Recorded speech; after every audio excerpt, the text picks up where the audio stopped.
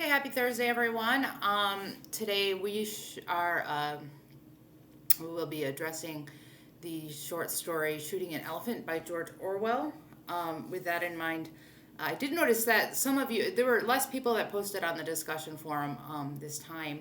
If you still would like to post and share your thoughts, that's great. I will read them and see, what you've been thinking about the story.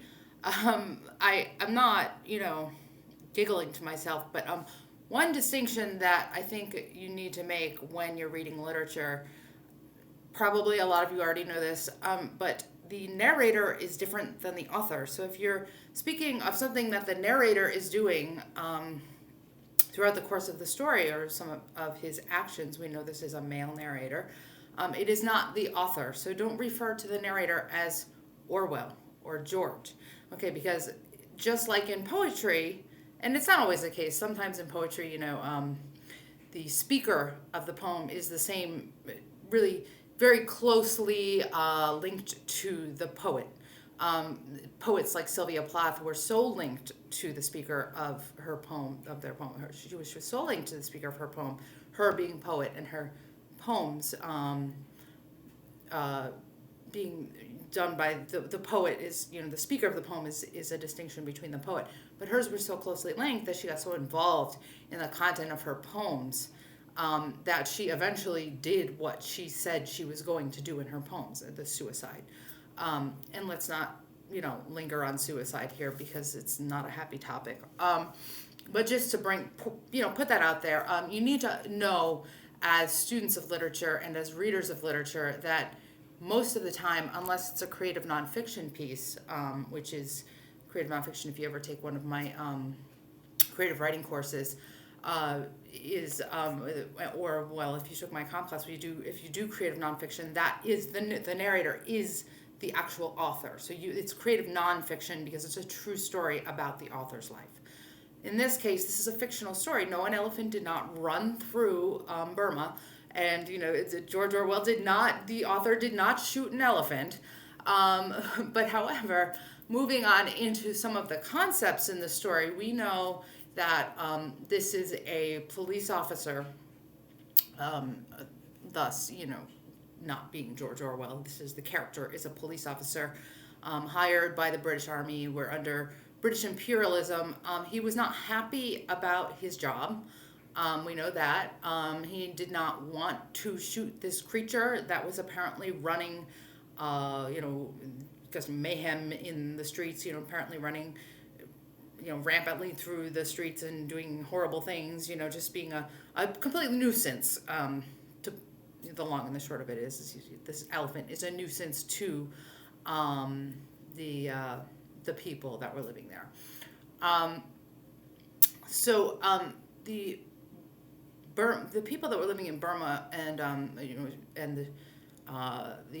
the minorities, as we would call them today, or that country, was under British imperialism. And if you know anything about imperialism, it means that the ideas of the British Empire were being imposed upon these people.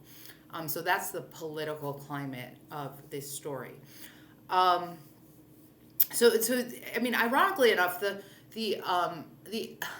the narrator of the story, or the police officer, is actually complicit, not because he wants to be, but is complicit with the British Empire by agreeing to kill this animal.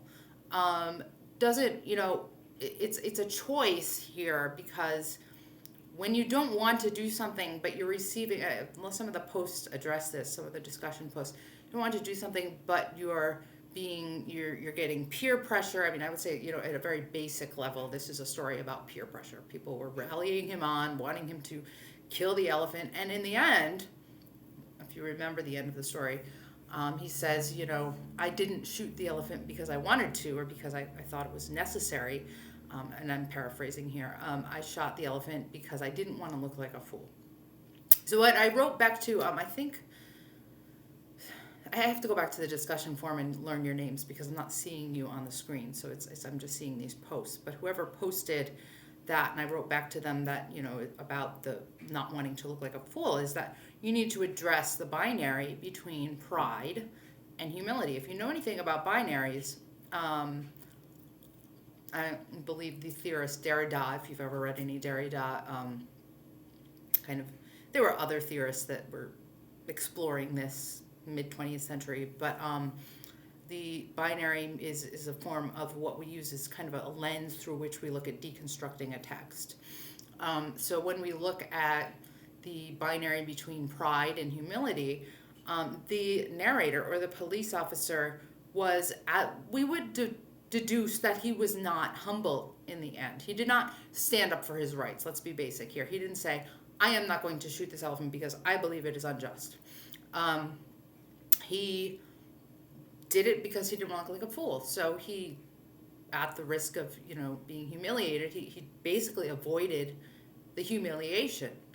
That's where we get involved in the binary between pride and humility.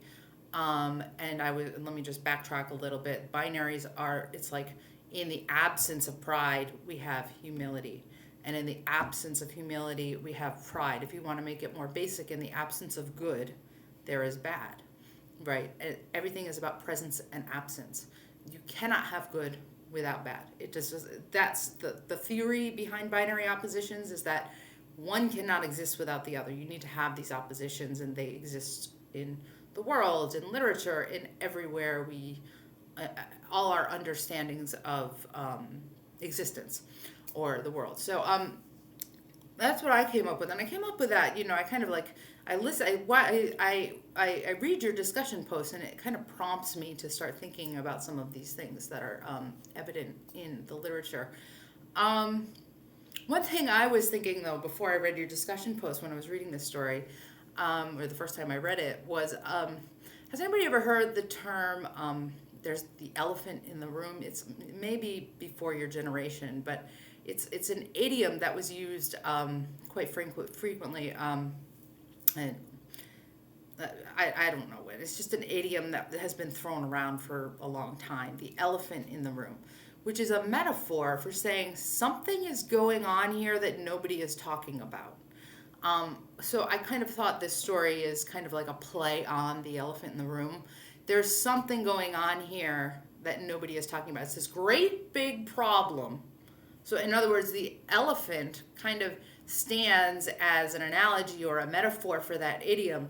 What is the great big problem? And that's a question you have to ask yourself. Is it the imperialism? Is it, and if you want to, it even exists today. If you want to make that connection or carry it over to the 21st century, what's happening in the world, because literature reflects the world. And on a side note, you might say today so much that the world reflects literature, which is very odd. Or we always said art reflects the world. You might say the world reflects art now. And we say that because if you read a lot of science fiction, or you have read a lot of science fiction, it is now becoming fact. So the world is now reflecting the literature. Lost myself. So back to the world, literature reflecting the world.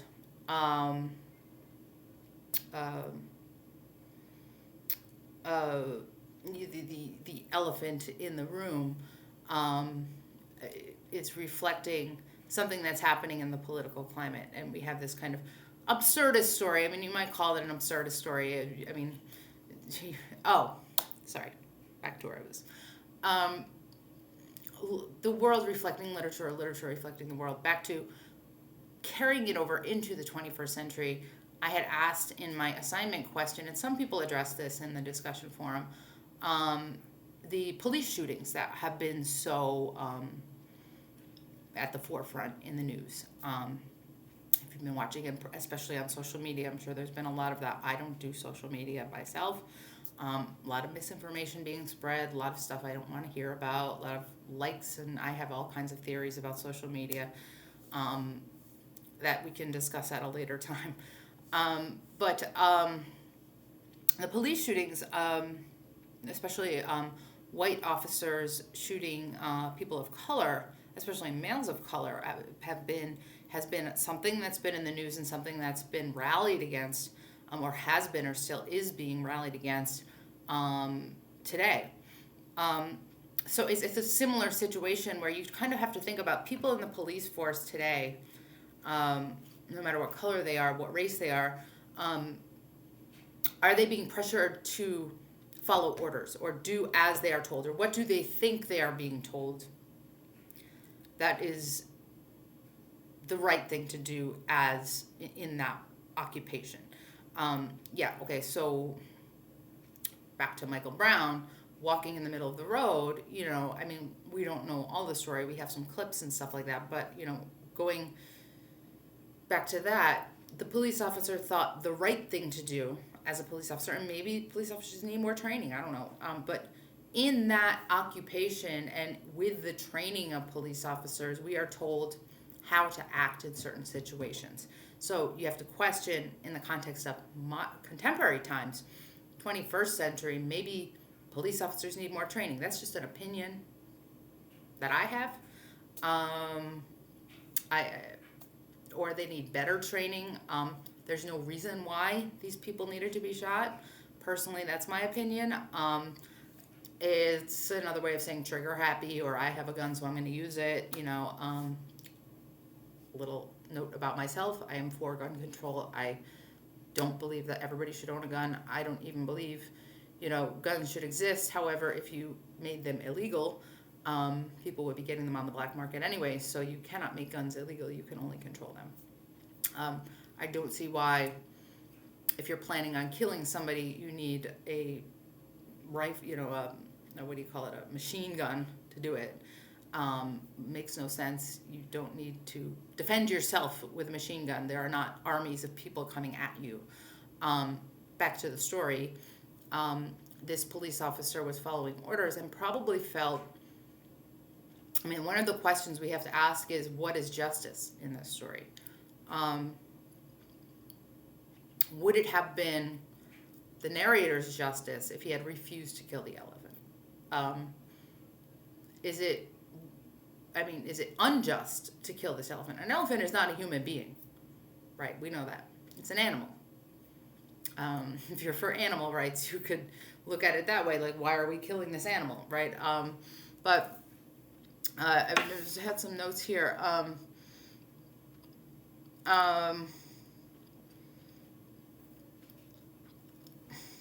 Okay.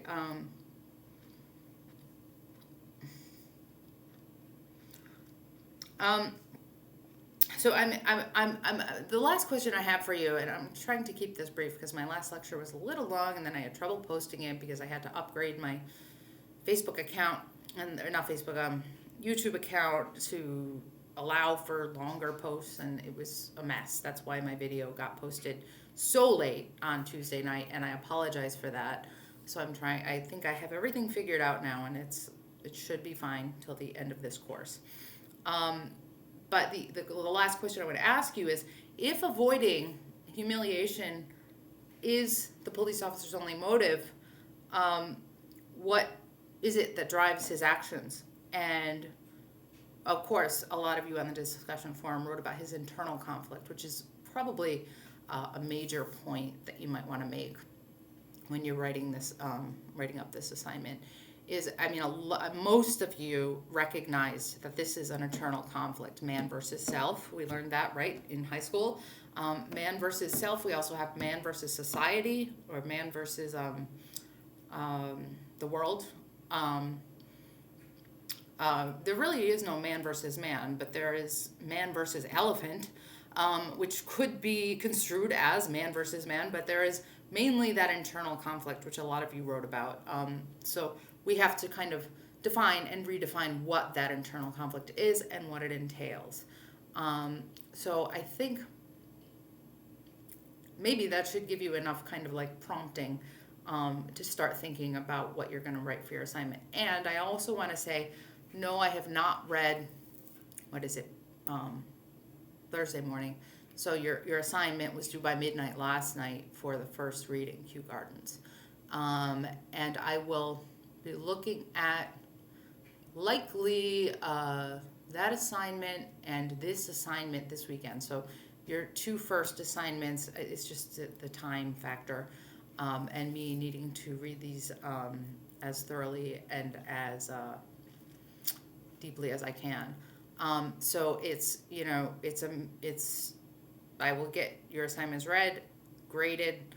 So at the end of each week, you will have a grade that will show up in your grid box. I don't know what your grid box looks like, but I know what my grid box looks like, and all I have to do is give you a letter grade for each one. And when you've done your assignment, a smiley face shows up. So if it's not done, it always indicates that it's late. I'm not so concerned about late assignments at this point. I think it even says that on the syllabus. I know we're all living through the winter break, and there's a lot going on, probably for all of us. Maybe some of you have nothing else to do but this class, and it's perfectly easy for you. Great. I know a lot of people are overwhelmed with preparing for the spring semester, registering, working outside of the school, and of course, the pandemic gets in the way of everything. And one last, be right back.